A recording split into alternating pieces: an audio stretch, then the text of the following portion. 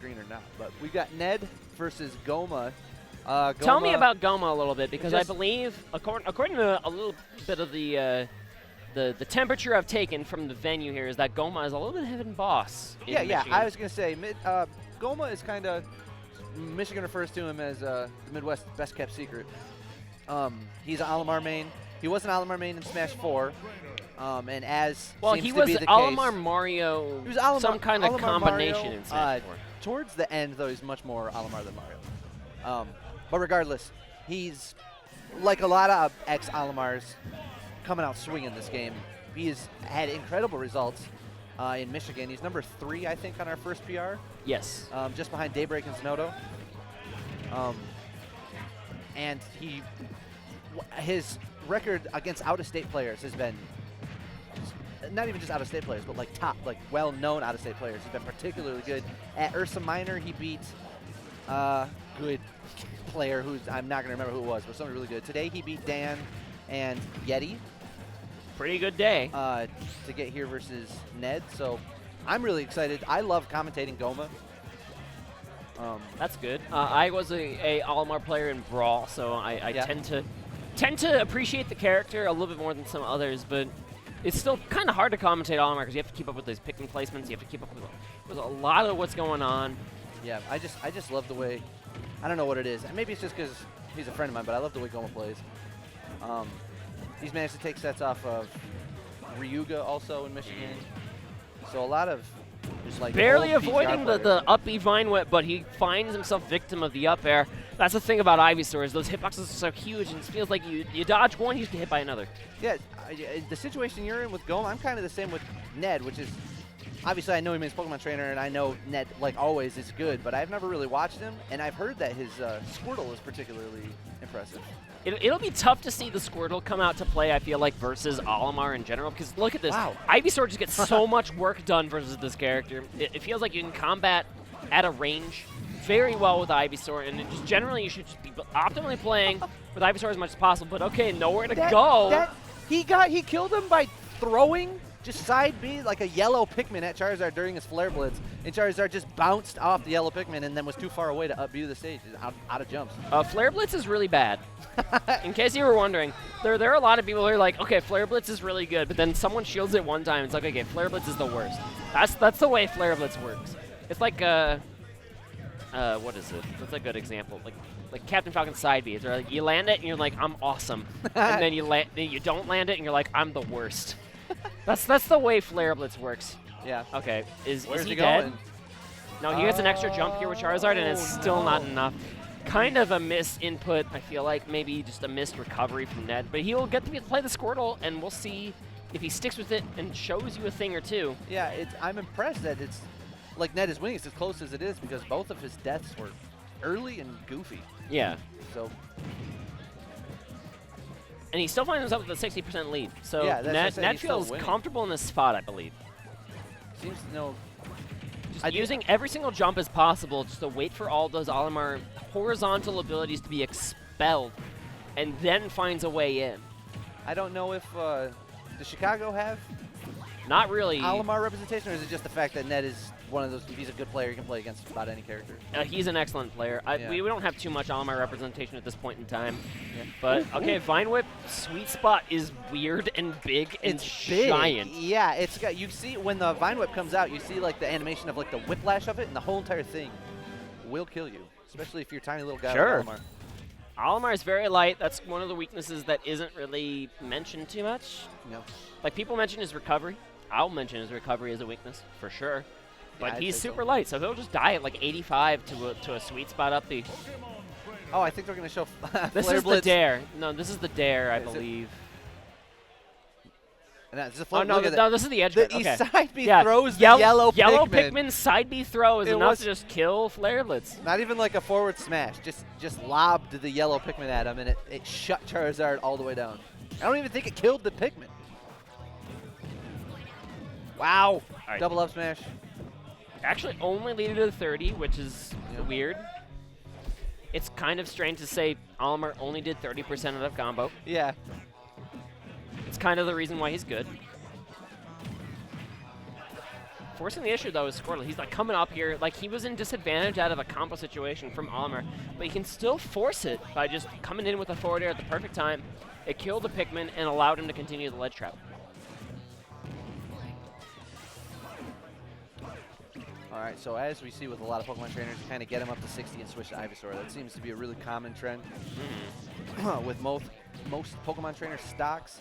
And that's probably the right way to do it. I think that might even be the way he was intended to be played. So not to say that Ivysaur wouldn't be able to, you know, can't fight against somebody at low percents, but if you've got the score, you might as well use it. That forward smash on the purple was so smart from Ned. He's like, okay, get that out of here.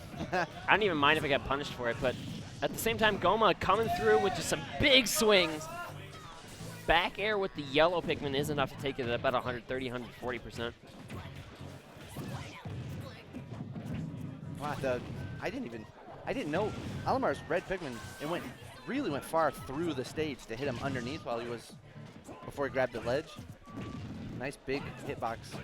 Pikmin hitboxes are janky in general. Yellows especially. Yeah, but you kind of like focus on how weird the yellow Pikmin hitboxes are sometimes, and then you forget how weird all the other ones are. And it's just like, okay, they're all big and fat and awkward. All right, Goma getting a back throw. Not going to lead to anything major yet. Wow. Okay, Vine Whip through the stage because it does that, helping out. Really, really safe option if you were trying to ledge trap Ivysaur. It's a good let me on the stage option for him. So a lot of players will just kind of ignore the Pikmin that are latched on you aside from the white Pikmin. White Pikmin do way too much damage. Yeah. Right now, Ned, even at a disadvantage, is kind of doing some kind of mix of the two. Yeah, down throw eventually kills. Apparently. So I actually learned that today. Yeah, he's responding to the shocked expression on my face. I had not seen that yet. I learned that today in a random conversation before this match, is that down throw from Ivysaur will just eventually kill. Well, especially if it's fresh. So this is the world we live in, where Ivysaur's down. Combo throw just kills when you leave it fresh. Yeah, that's the setup for the up B, and it also can just do it itself. Wow! What? Okay. Oh, it doesn't get another one. I love the double dip, though. Yeah. The pressure's not over. Yikes! Wow, Forced to switch to Charizard just to make it back to the stage. Yeah, Ivysaur's back.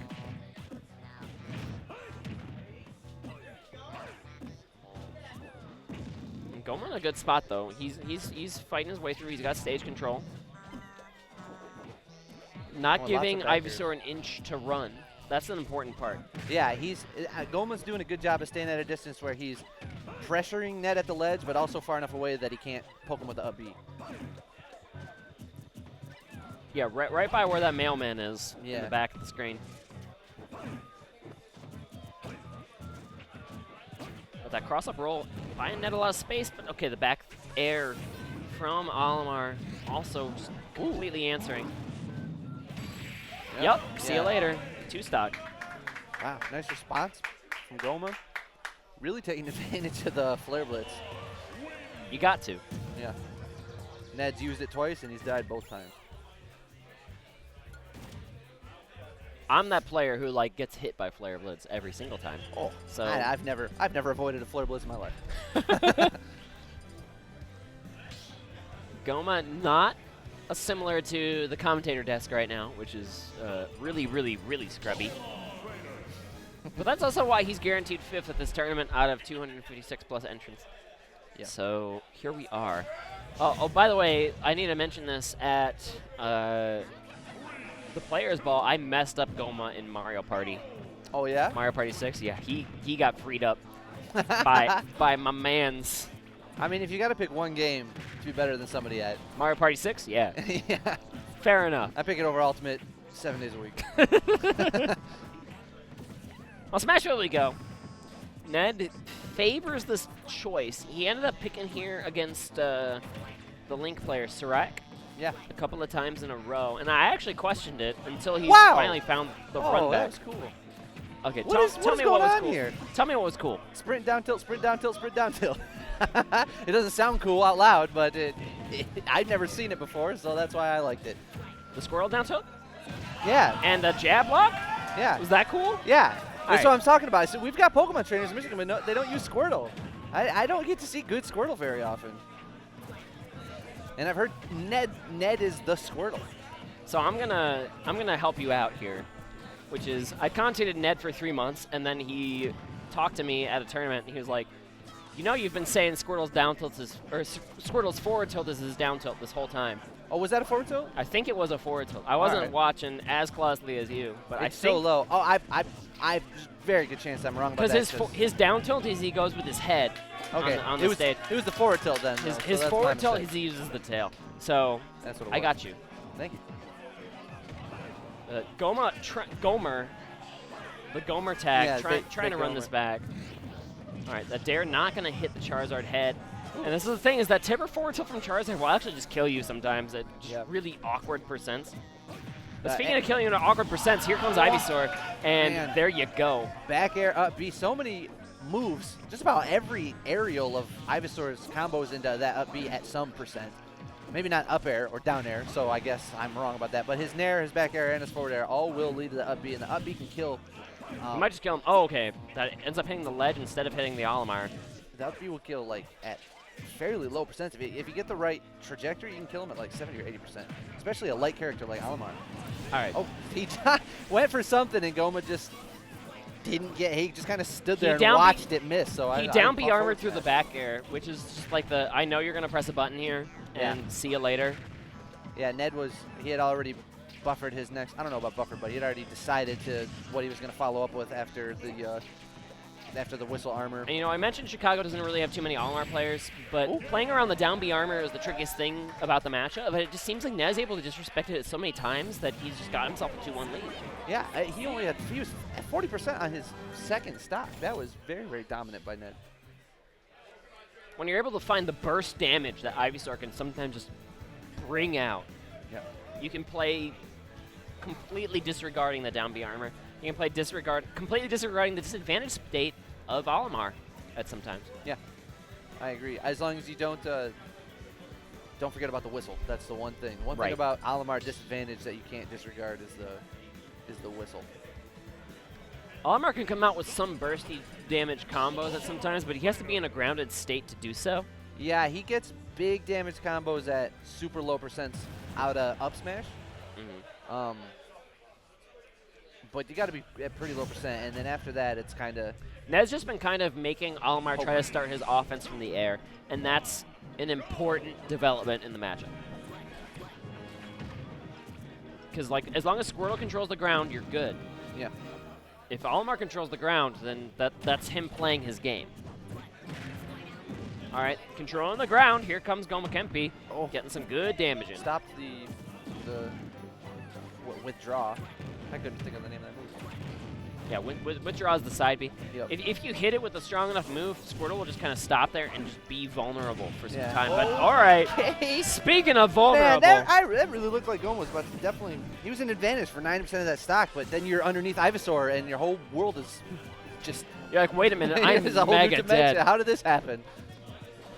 Ned found that kind of stock on Seth in their earlier set when his quarterfinals, whereas like Seth is up 120 to 50, and then he just gets hit out of his double jump armor by an Ivysaur down air at 50%, and you're just super dead. Yeah. So Ivysaur is just so crazy like that sometimes. Yeah, being below Ivysaur at all when you're off stage is terrifying. And what's sad, or I guess amazing about Ivysaur, is that it doesn't feel particularly good to be above him either. Yeah. His up air hitbox is as scary as his down air. It just doesn't auto kill you, but it's still just as big and powerful. And well, Ivysaur just controls vertical space so well. Yeah, Upwards, downwards, doesn't matter. And when you're here's recovering, the switch. Okay, scary spot, but somehow sneaking by here is Gomakenpi.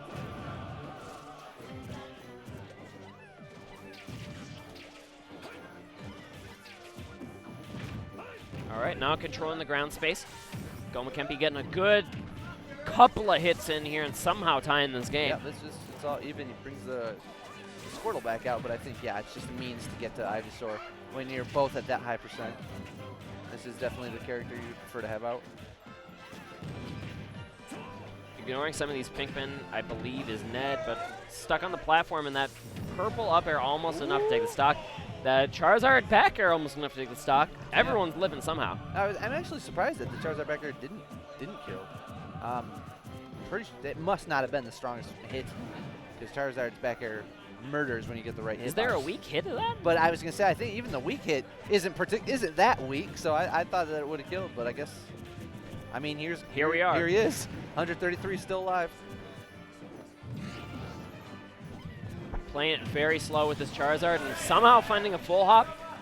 Overextending his Gomakenpi on the ledge, and that's a back air. See you later. Yep.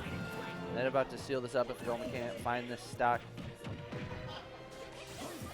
Wishing that forward tilt onto Gomakenpi as he gets the ledge get up, and this just means more damage, more pressure. Oh, a good up smash. Air dodges back to the stage and then waits for Ned to jump over him. He already had his back to the ledge, so Ivysaur just showed up right where the up smash was going to be. And this is still a very close game. A dead even game, actually. Yeah, 1% separating the two. Yep. We'll see if this Squirtle can get something started. Nope, as soon as I mention it, here comes the Ivysaur. Here he is, yeah. Oh!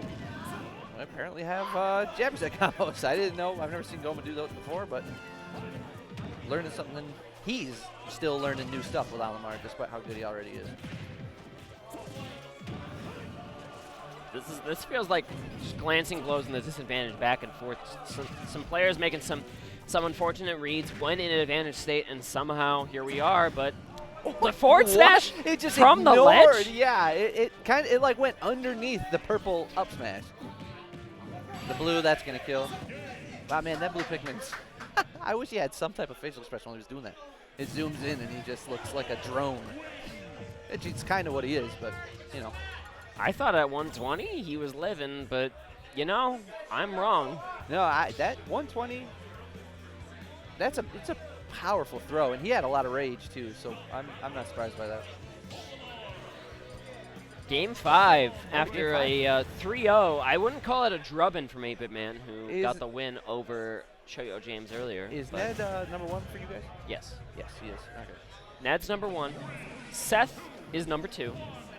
And Thyroid number 3? I believe it was like Bushi, Dan, Thyroid, 3, 4, 5. Oh, I forgot about Bushi. Yeah, which Bushi had a hell of a season, so right, you can't shame him. But he's not really going to be traveling to too much stuff or coming out to too much stuff in this next season, which is kind of unfortunate. Yeah, that is unfortunate. He was. It's the way it be sometimes, really though. It does.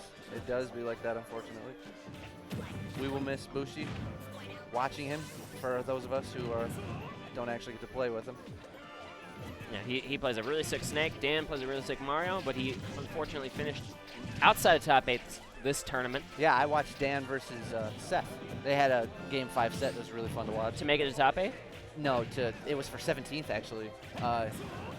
Seth and Dan both got upset, so they met early in losers. Oh, Sensational. Sensational. Yeah. Not Seth. Sorry, when I said, that's my bad. We got a Seth in Chicago and a Seth in Michigan, and I'm used to the Michigan one. But Michigan finds themselves up a stock. Yeah, they and do. up 50% all of a sudden because of the burst damage of Olimar. This after Game 3, it kind of really looked like it was going to be Ned's set because he was up 2 games to 1, and he took that Game 3 so dominantly, only at like 40%. He got a good up there with Ivysaur, so that this didn't get out of hand, but he's still down by 88. He's got his tiny little Squirtle out there. Goes for a couple of up airs with Squirtle, switching to the Ivysaur to try and get this this extra damage done. Using all the space he's allowed on Pokemon Stadium here to reset, and that was a sick combo. Yep. Yes! 76 after the hit, Jordan. Wow, what? Was that a... Okay, I don't... The entire audience is perplexed by that combo. 0 to death? If not, it was close. It was a holy crap to death. That's yeah, what it was like nair, back air, nair, up B. That was really good, and this is so close. Last stock, Game 5, to make it into the other side of Winners Finals versus 8BitMan. Which would be a crazy set. Either of these players, I believe, is worthy to fight 8BitMan here. Yep. But quick combos with the Squirtle. Switching to the Ivysaur now. Man, Ned hasn't taken any damage on this stock. Well, he took a couple of random Pikmin that just kind of latched as they do. I think Olimar's like one of the toughest characters in the game to like JV anything. Yeah, because you get one Pikmin latched to you, and that's damage. Yep. Yeah, like JVing an Olimar is as hard as getting a JV as Pichu. And Ned here waiting Oh, out. man, He this is was not over. really waiting out the Charizard's double. There was a double purple line there. Yeah. He was just using those fairs saying, throw a purple Pikmin, I dare you. It'll eventually kill it. Oh my gosh, why? I don't know. I'm so scared. Is he dead? Oh! Nope, he's alive. That purple Pikmin, if it had hit, Yeah, I do I believe think the purple Ivysaur was Pikmin would dead. have just shot him right off the stage. Wow, he's got a white one on him. That's no good. Oh, was that a purple up there?